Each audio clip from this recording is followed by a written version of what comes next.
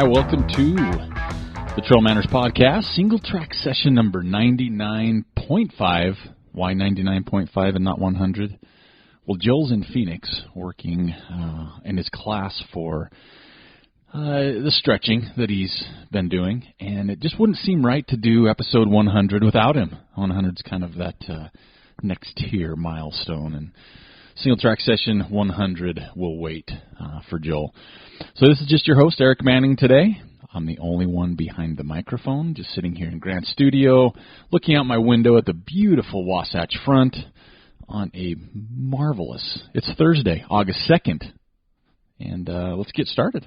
So it's already August, as we just mentioned, which crept up on us quickly, and it's been a hot summer, lots of fires, a lot going on this week.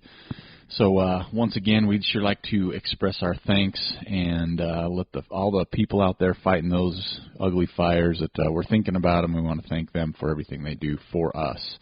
We'll start off the show with a few things we want to wish John Grobben, one of the race directors for the Wasatch 100, well wishes. He had a heart attack last week and is doing well. And we just want to say here at the Trail Manners Podcast that we sure hope that you move along. I know everybody wants to see at the finish line, and thanks for all that you do. And a somber note, my high school athletic director passed away as well last week, and we want to send our condolences to his family. He was a good man and somebody that I got to know pretty well, and yeah, just good for the community we had. So rest in peace, Mr. Smith, and yeah, thanks for everything you did for me and all the young lives that you touched in this area. So let's start off with a few fun things. If you listened to our podcast last week, we were discussing many things, and then through that course, an article came out written by a lady named Lizzie Rosewell, and it was "Why Don't More Women Take Part in Ultra Running?" And we posted the link on our Facebook page, and I'll probably post it again on the show notes here if you didn't see that or you're interested in it, because she did a really good poll. 1,272 women ranging from ages 18 to 70 responded to this internet survey. And it was just fascinating, to be honest with you. And I know that, this is not the hugest number when we're talking about, female runners, but to date, I think this is the best one I've seen. And being a little more, not like super scientific or intimidating probably of one to answer, I think you might get a lot of honesty. And we did, like I said, we posted it. There's some nice feedback, both from men and women, and I just found it interesting. Some of the things that, what factors stop you from running an ultra. Number one was, lack of time to train. I'm not good enough was number two. Other was number three. Feeling intimidated, don't want to train that much, lack of child care. It goes on and on and on. But I want to address I'm not good enough. And I'm a man, so if you didn't know that, surprise. But I'm not good enough thing, I think, isn't just something for the ladies out there. I think men feel the same way a lot of times. And coming from me, and to be honest, everybody is, right? I hope people feel that way, and I know it can be intimidating, and that might kind of go in with not good enough as the feeling intimidated part, but I think everybody feels that way until they do it, and that's kind of that getting your foot out the door or taking that first step. And I know we like to address that a lot here on the podcast, is we're all for, it's just an all-inclusive sport, trail running is. And I'm not saying there's not hiccups in races or different parts of the world or country or anything like that, but, boy, we sure hope that everybody out there, that's listening and their friends and family think you are good enough to try it, because, it's all-inclusive. It's for everybody, and there's no, I know people train a lot of sports and different things to win. Not saying you can't for this, but it's a healthy thing. It's a good thing, so... but the list goes on and on. What would make you more likely to run an ultra? And that was one of the questions. And the first one, which surprised me a little bit, because you do hear about it a lot, but it was more generous cutoff times. That would make people more likely. And number two was friends who have run one. The 3 was other and specify. Cheaper race entry, I think, is a good one. But as we've seen, prices generally just have been going up and up and up.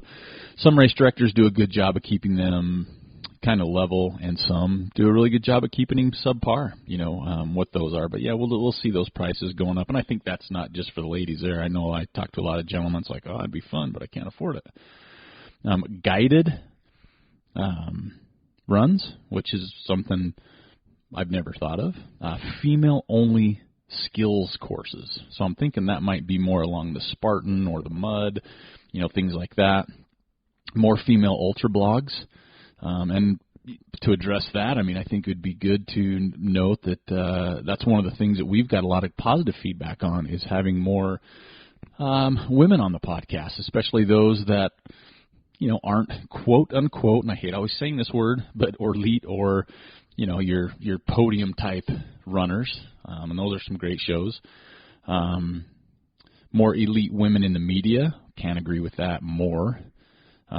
Female-only ultra marathons, which we've had that come up on the show before, and I've had some conversations with some ladies in the past in person, and a lot of the ladies I talked to are like, no, I don't think that would be a good idea. And so I don't know. I'm not going to go on and on about this, but if you have time, I recommend, and thank you, Lizzie. I know you probably don't listen to the show, but thanks for doing this, because it's amazing. And I hope more people take a look at it. And if you have any questions or concerns on your end, or something you'd like to see Trail Manners do to, I don't know, maybe help address this, shoot us an email, manners@trailmanners.com, because I don't know. I go to races, and I guess I'm kind of that way where I don't really pay attention, and I don't mean that in a negative light. I don't really pay attention to men and female runners, like how many are there. I just look around and see people and beautiful people out there, and it just makes me happy, and I guess I don't put a lot of thought into it, but I sure would like to see the numbers, get more even, I guess, if that's the right way to say it, because you hear a lot about it, like with Hard Rock, there are only so many women in that race, so that's a whole nother ball game. But it's a really great article. I don't want to go down the rabbit hole here. But yeah, let us know your feedback on that. Next up, as many of you know, I went out to the Palisades Ultra Trail Series this past weekend, or PUTS as we've affectionately called this race. Huge build-up for this thing. We've been talking about it for months. We've had many of the race directors on the show. Many of the listeners out there have inquired about it, and we did see a lot there. And boy, I'm gonna really tackle this one on different levels, and I'm gonna have to be really careful because I don't want people to take anything the wrong way. But first and foremost, I definitely want to thank Drew, Spencer, Jeff, Jeremy, Katie, the Idaho Falls Trail Runners, all the volunteers, Camp Hayden, YMCA Camp, and anybody else that I missed, because there were so many people there for making this possible. The Forest Service, anybody that helped out in any way, trail clearing, parking attendants, whatever it was. Thank you for putting on an absolutely marvelous weekend. And we'll talk about the race a little bit more here in a minute, but it is a true mountain trail race. And I'll tell you what, I've been in trail running for, I don't know, maybe 12 years now. Seems long. Golly, maybe not. Yeah, I'd say 12. And this is something that I never thought of, right? So when I first started running trail races, it kind of reminds me of what PUTS was like. I think as trail runners have grown accustomed to being catered to a lot. Not to say that's a good or a bad thing, so I want to get that out there. I'm not trying to lean one way or another here. But I think from the beginning, it's, PUTS has been, hey, this is not a PR course. This is not an easy race. It's their first year. There's all these variables that we've talked about for the race. And, boy, first of all, for a first-year race, they did an amazing job. I'll say that first and foremost. I know what it's like to be a race director, not maybe at this level with so many distances on such a remote course in a lot of ways, but where it's at is absolutely breathtaking, and I hope people have been able to see some photos from that race. If you haven't, maybe scan around a little bit because a lot of people took photos. But this sucker was a beast, and I just did the marathon. So they have a 100-mile, a 50-mile, a marathon, half marathon, and, of course, always, which the blast is like the little kids race or the younger individual race. But this is what I remember about ultras because they weren't overly marked. I think they were well marked. I know some people here and there I heard took wrong turns or got lost or whatever. I think they were well marked. I didn't get lost. There's a couple places I was a little more cautious and looked up a little bit more, so I ran the marathon, and my course was a forest green ribbon, so you really had to pay attention because sometimes they'd be in trees, and so forest green on a pine tree sometimes was hard to depict, so I took my time. I wasn't upset about it by any means, and the course itself, a lot of the trail was very overgrown, a lot of, what do you call those little buggers, stinging nettle. And and it's like you call it, like you have single track. This was like 3/4 to half track in some areas where it wasn't quite single track because it was so narrow, and I didn't mind it. And simply the fact I've run early on a ton of races that were like this. I mean, we've come to, people complain, it's like, oh, I ran this race and it was on fire road or double track. I like single track. But that's hard to come by, realistically, with as many races that are going on. Many trails that are being used, it's out there for sure. But when you come into a remote race like this, the first thing I thought of, it wasn't like, oh my gosh, these trails are overgrown and narrow. I was thinking, who in the hell had to come out here and trim all these miles of trails? It was unbelievable that somebody, I don't care if it was machetes, gas-powered weed whackers, whatever was back there, that's a lot of work. And man, I can't imagine the work that went into trimming the trails, getting them to where they were. Could they have been cleared more? Well, everything can be, but it is what it is. And this is what I remember a lot about my first trail races, is a lot of them were more rugged, a little more tough. Like you didn't have as many, what do we like to call them, confidence markers. Oh yeah, I'm on the right trail, or oh, this trail's perfectly cut, or there's no rocks on the trail, or whatever it is. I think this race, to me, is kind of an old school ultra. And what I mean by that is it's not easy. It's not, they do a great job of making the runners feel supported with aid stations and all the bells and whistles. But, we've come to this area where, we want runner tracking. We want it on the website. You know what, folks? That's just not possible in some races or areas. And if races offer it and do a great job, that's amazing. But we can't come to expect all these little, idiosyncrasies of a race to be the same on every level and every location. So, I didn't hear any negativity about the race, so don't get me wrong. I just heard people, man, that was really hard, this, that, and the other. But they did a great job. Absolutely amazing. It is a true mountain race. It is in the mountains. It is hard.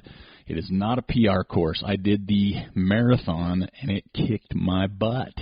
And I did something before that. I did Beaverhead 2 weeks before that, and then was in the San Juans the week before that. And this still just, regardless of training or anything, it just kicks your butt. I'll get into some results here to give you kind of an idea. Those aren't aware of the race, but fantastic event. I'm going to name some names here. I'm going to miss a ton of people, but I had a great time hanging out with a lot of my local friends that were there. John, Sammy, Debbie, Kelsey, Brandon, Jackie, Jeremy, Shannon, Natalie. Shannon ran her first trail marathon or half marathon. So a lot of people, that were up there. Grant kept calling me Joel, so it was kind of a funny story that we can get into some other time. But we had a great time catching up with him. There's a guy that parked next to me. I slept in my car, and this gentleman parked 2 cars away from me, and he was super loud at like 4 in the morning, and I didn't have to get up till like, 5 maybe. But he made me coffee, so I forgive you, guy from Phoenix that woke me up. But, a lot of people. Joseph Taylor was running the 100. Saw Grant, his buddy John. Met Garrick for the first time. Robin and Laura. Josh from Colorado came up and said hello, which was much appreciated. Saw Jeremy Hardock there. He was the winner of wearing Trail Manners tattoos. He had matching. He had a Trail Manners hat, Trail Manners shirt, and 2 Trail Manners tattoos. How cool is that? Cody Draper was there. But let me get into some results just to give you an idea of this course. So there's a 100-mile race. So there were 2 did not starts, okay, right away. 2 people didn't show up. And 26 people towed the line. Out of that 26 people, we had 12 finishers. So 14 DNFs, over half the field DNF. That's how hard it was. The winning time, this is a 100-mile race, so mountain race. The winning time was 29:27. Jake Milligan from Montana. Second place was almost 3 hours behind Ian Grettenberg from California in 32:09. And there were 2 female finishers. One we've had on the show, the winner, Sylvia Greer. She finished in 37:51, and she's as tough as they come, really. And then the second place female, the only other female finisher was legend Pam Reed, and she finished in 39:08. And that gives you an idea. I mean, these times are reminiscent of a hard rock event. I mean, different runners. Don't get me wrong there. I'm not saying first place is equal, but I'm just saying the time-wise. 12th place was 42:12. So absolutely butt kicker. And let's jump into the 50-miler. 50-miler, had a lot of friends run that one. There were 62 finishers in the 50-mile, 19 DNFs, and 4 did not starts. Now this one, oh my gosh, the times on this were pretty astounding. I knew some people that are just solid mountain runners that had a hard time with this course and were saying how hard it was. The winner was Josh Arthur in 9:39. Second place I mentioned Cody Draper here from Utah, 10:24. On the ladies' side, Deanna Halford, she finished 11th overall, first female in 12:17. Second female, friend of the show and also on the podcast, Kelsey Bingham in 12:59. And I had, like I said, a lot of friends, ran that race. Very tough course. I mean, the times go from first place at 9:39 all the way to the 2 people that came across at the end in 19:04 for a 50-mile race. So unbelievable. Marathon race I ran, okay, or attempted to run and walked a lot and hiked and took photos and jumped in creeks and played river otter. First place male, Lauren Davis from Montana, 4:16, absolutely great time for the course. Second place was 4:40, Jacob.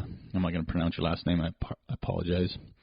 And first place female, how's this? 4th overall, Amanda Sullivan in 5:09. Second place female, Julia Tillman out of Driggs in 6:11. Wow, just tough race. 66 finishers of that race. Only had 1 DNF, it says, which is really surprising for the marathon, but there's really nowhere to DNF unless you do it at mile 9. Otherwise, you're hiking out anyway, so you might as well finish the race. And 13 do not starts. And the half marathon, bigger field, half marathon, there were 59 finishers in that one. 10 did not starts, 2 DNFs. Winning time was 1:47 from Kaysen Klingler. Second place was Cooper Williams, and then for the ladies, Nikki Kaufman in 2:25 and Emily Grief in 2:25:01. So it looks like they were literally 1 second apart in the half marathon. So pretty cool. And how about let's give a little love for all the kids that ran it. They called it the mile. I don't know how long it was, but that was fun to kind of see how well people did there. So anyway, that's it for the Palisades Ultra Trail Series. Congratulations to everybody that towed that line. Congratulations to everybody involved putting that one on. I appreciate a course like this that is just absolutely going to kick your butt.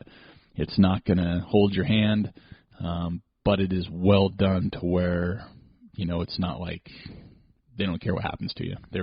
And the start-finish is killer. So, and as they mentioned, they got kinks first year, things they want to improve, which is awesome, but congratulations to the Putz crew, everybody that helped out for making that event what it was, because it was phenomenal. Great experience. Had an amazing weekend. Next year, I'd like to come up and spend more time because the lake's right there. Just so much to do.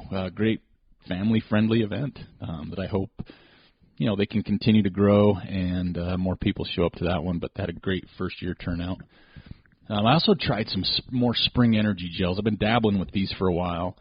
and I think I'm kind of on the bandwagon, so to say. There's so many out there, and everybody has their favorites, but these spring energy gels seem to do pretty well with my stomach. They're not too sugary, not too sweet. They kind of are like baby foodish or applesaucy. I like that applesaucy. So they're pretty good. So I've been checking those out and digging them quite a bit. How about next up? Let's keep moving along. It's hard without Joel here. I apologize to everybody that's driving or running or sitting at their computer or maybe have already fallen asleep. So it's just me again, but that's the way it goes. Last time we'll probably bring this one up, and the only reason I'm bringing it up again is because I had many emails, which I appreciate, and I appreciate the people that were very nice about it, I guess. They weren't combative, they weren't rude, they weren't negative, and all the people that talked to me, I had people talk to me since our last show. We talked about the DQs at Hardock, and I know it's been such a hot topic, and I don't want to beat it to death, but I do want to bring up a few things that came away from my conversations because I think they're pretty valid points. Hindsight's always 20/20. You look back and say, oh, this would have been fair, this could have been fair, and I'm not saying none of it could have been a time penalty or whatever else, and if you weren't familiar, kind of need some catching up to do, we call him Professor X. Javier got DQ'd at mile, I don't know, officially, I guess, 91 is when he dropped, but he took aid outside of an aid station, which is illegal, and I think most runners do understand that, regardless of what it was, which, again, will be hearsay on what really took place. But it says, no aid outside of aid stations. Well, he took some, and people were upset because he didn't get a time penalty. He was winning, and they were saying Hardock favored because good boy, Jeff Browning took first. He was in second, blah, blah, blah. Here's my final print on this. And like I said, I appreciate everybody chiming in. The emails I received, thank you for keeping them, I don't even think I can think of the word I'm looking for, but keeping them, to where we can have an open discussion without getting crazy like on some Facebook stuff. But at the end of the day, here's all I got to say. We're blaming the race director. We're saying, hey, why didn't you do this? Why didn't you do this? But at the end of the day, the rule is the rule, right? Why did the runner the runner forced the race director to make a decision? So why force something? It's not supposed to, it's illegal. It says it on the website. It doesn't say time penalty anywhere. It says could be disqualified. And you can interpret that any way you want. But at the end of the day, why would you put the race director in that situation? It's a rule. Why take the chance? Why test the pool? Hey, don't touch the stove. It's hot. Oh, is it? Yep, it is, right? That's kind of my end thing, being a race director and being a runner, is why even put yourself in that position, to make somebody make a decision like that. Because you can only imagine how hard a decision that is, because if he would have gave him a 2-hour penalty, a 1-hour penalty, a time penalty, it would have been unfair, no matter what. Oh, he should have been DQ'd. Oh, it wasn't harsh enough. Oh, it was too harsh a time penalty. So at the end of the day, I think all of this falls back on the runner, of saying, hey, don't put the race director in the situation. It's stated right there, could be DQ'd. He had to make a decision, or the committee did, excuse me. But why put the committee in a place where they have to do that? Because that's not going to be easy. And no punishment would have been correct. So I think that, to me, that's it. Why put the RD in the position or the committee to make that? And thank you again for all the open and honest feedback and information. And if it does change going down the road, great. And maybe this was what we needed, as Joel mentioned last week, for the sport to be a little more hypersensitive to situations that can arise like this, whether it's doping, whether it's, whatever it is. But back to me, I like the old school style where it's, come on, just run. That's what we do. That's all we doing. It's not, you don't need a GPS watch. You don't need fancy stuff. Just go run. Enjoy yourself. Do it for the right reasons, and you never have to worry about DQs or anything else. So how's that? Another topic that came up this week when I was talking to people, and I think is one that we'll see more of, and because we've had a situation here in Utah where we had the Happy Utah Mountain Runners. There's a lot of run clubs across the country, And this had nothing to do with any club in Utah, so let's get that straight. It was some other state someone was approaching me about and said, hey, you've got experience with running clubs, whether it's the ones I'm in or the ones I hear about or Facebook-wise, and they say, well, how do you keep them from being cliquey? And I thought, oh, boy, here we go, back to junior high.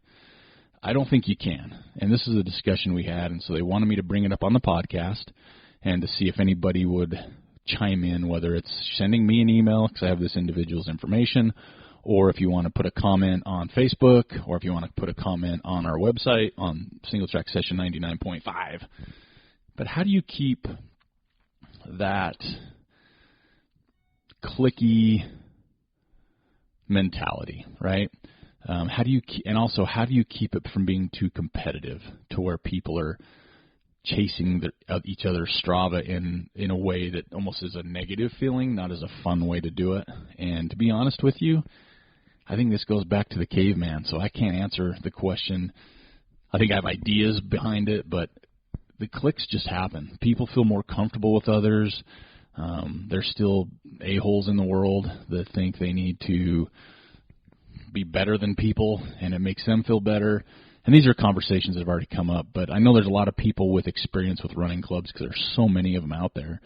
But how do you make it to feel inclusive, right? So if you come into a club or you're in a club, how do you keep it that inclusive feel like, hey, I'm part of this club because everybody loves everybody, or not loves maybe, but everybody, appreciates everybody being there. It's for everybody as opposed to, oh, I feel like an outsider, or these 4 people are in the club and they never invite me running, or these people went and started their own club off our club, or whatever it might be. How do you keep it kind of the roots of why the club started? And anytime you have an open club, I think it's more difficult. And we had our running group here, and we'd say, we're not exclusive, but we're not all inclusive. And it wasn't like we were trying to be better than anybody. It's just we did a certain thing. Okay, we're in Utah, we drank beer, we did beer miles, and some people weren't comfortable with that. But I think when you have a group that's open to the public, you could even have more issues that way because anybody can join. So I think it's a Pandora's box of, I don't know if you can keep it non-cliquey or non-competitive. I think it's pretty much always going to happen on some level. And if you'd have a group that's not that way, I'd sure love to hear how you keep it that way, because I think it's important, especially when we look back at some of these articles that are being written by Lizzie on, how do we get more women to run ultras?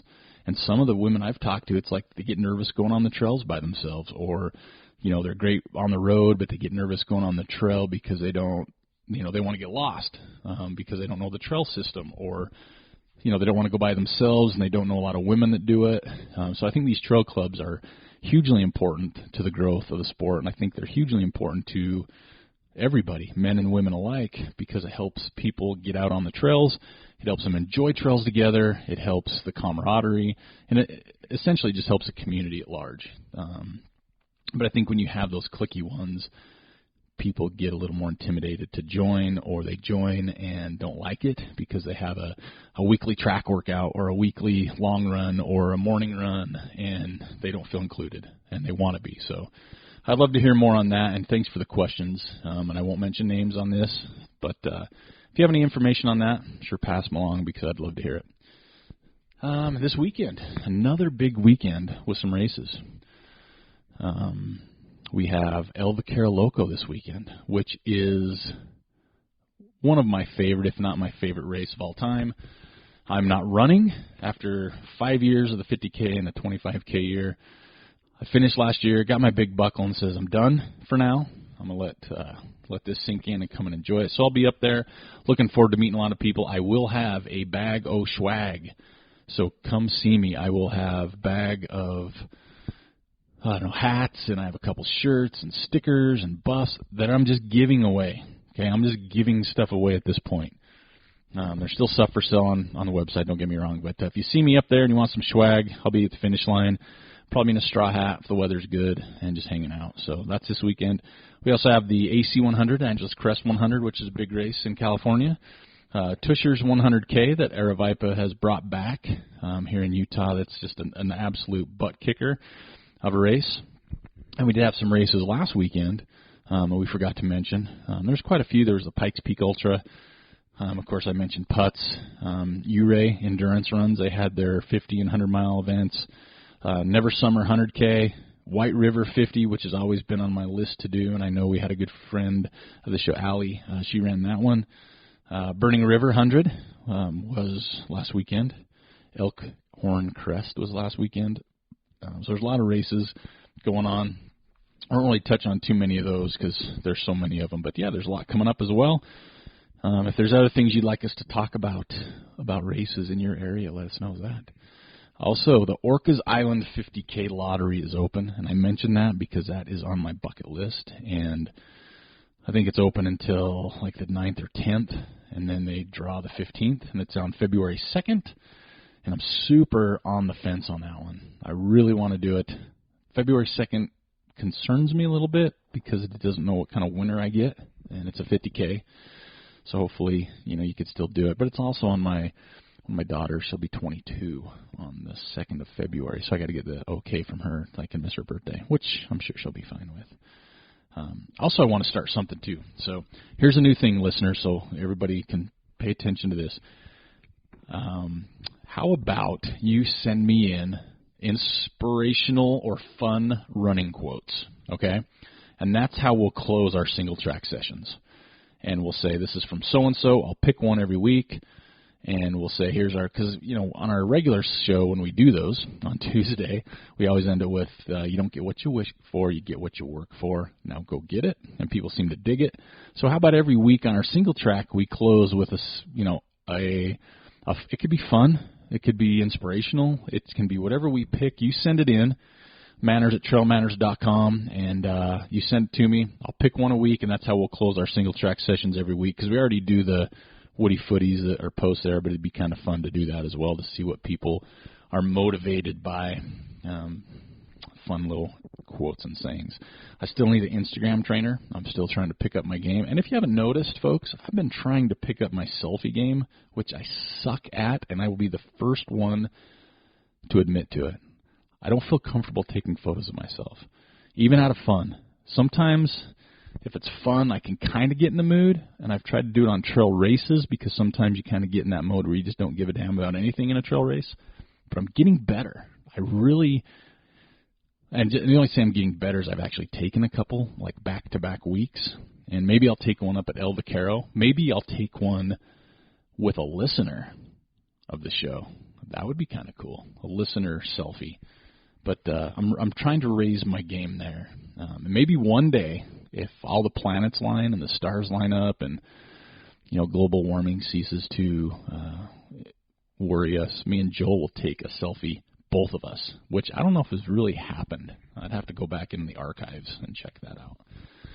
How about a little Strava week? This past week, we're 500 strong now in the Strava group, so thanks for all those who were part of that.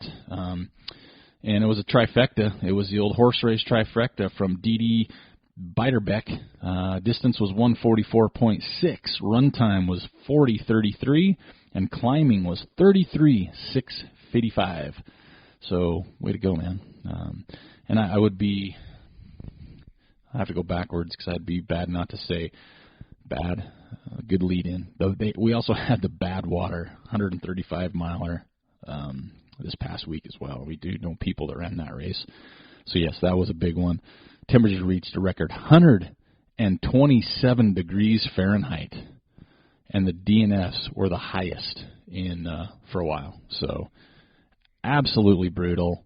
I don't get it. 127 degrees is when I just jump in front of an automobile and say, just take me. I'm done. That's too hot.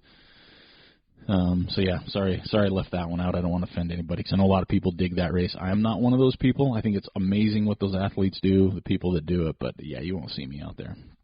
Not even in the Taurus during the cool temperatures of maybe 102 when it gets winter on the course, which doesn't happen.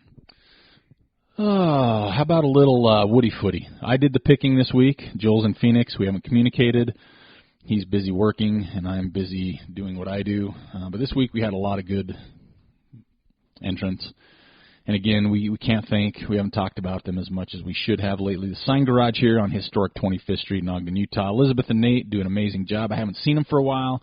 Been super busy. Haven't needed to get some stuff printed. But if you need any of your printing needs, hats, shirts, mugs, they do, laser etching so they can do like cutting boards, special gifts. And, hate to say it, folks, but that seasons are coming up where you buy gifts for people. The big one, anyway. Won't mention any dates or holidays or fat bearded people. Not me. But yeah, check them out. Sign Garage here in Utah. This week's winner is a beautiful picture that you've seen probably a few times, and I think it captures the putts course amazingly with the colors, the mountains, the sky. It goes to Jeff Stevens. He was doing the Putts 50. A lot of great photos this week. I love the people that post photos from other parts of the country and other parts of the world. So keep those coming. We still have hats to give away every week. So Jeff Stevens, you are the winner. Send me your mailing address at manners@trailmanners.com, and we'll go ahead and get your hat out as soon as possible, which might not be soon enough because I'll be out of town to El Vaquero Loco with Mr. Ty Draney, hanging out with Mr. Grand Nicholas and all of the Trail Manners listeners. So I think that's it for this week. Not a whole lot more to talk about. I can throw it out there. I know people are going to get upset, but please plan ahead. The December 15th, the Nordic Valley 7K that we put on here at Trail Manners, registration is open. We've only had a couple come through, which is totally understandable, but with this heat, think about it, how good it's going to feel to cool down a little bit, maybe if there's snow. And we'd love to see you out there. Keep supporting that. And it's early, but the Ogden Trail Running Festival, mark your calendars for May 3rd and 4th, 2019. We'll be back doing that once again. Also, there is a donate button on our website. Haven't mentioned that in a few weeks, so go ahead and donate if you wish to help us keep going. This is Aric, minus Joel. This is Singletrack Session 99.5. I think we have covered everything that we wanted to cover this week, and when I say we, I mean me and my stuffed animal, Rocky. So, hope to catch you next week. And all those at El Vaquero this weekend, please come say hi. I'll be at the finish line hanging out. Would love to see you, and if you feel comfortable, remind me, and let's get a selfie, and we'll just post it for fun. And maybe you can teach me how to take a proper selfie and not feel completely idiotic, because I do. So have a great week, everybody. It's August, and we will catch you next week.